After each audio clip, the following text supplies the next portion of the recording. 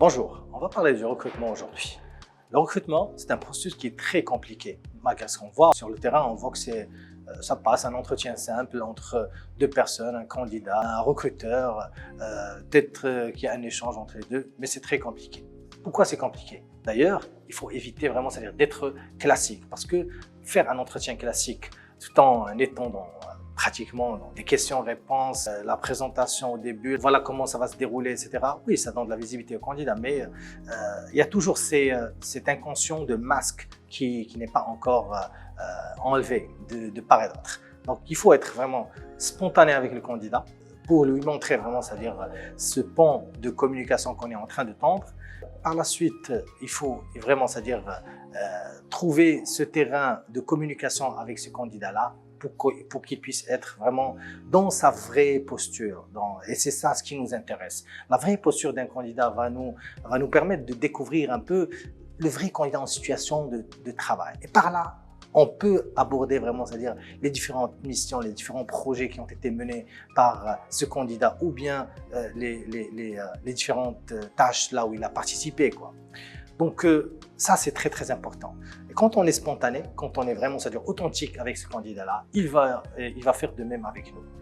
Par la suite, quand l'entretien va se dérouler, il faut que le pourcentage d'écoute du recruteur soit un pourcentage très très élevé. Je dirais même 85 à 90%. Il faut que le candidat parle et le recruteur écoute.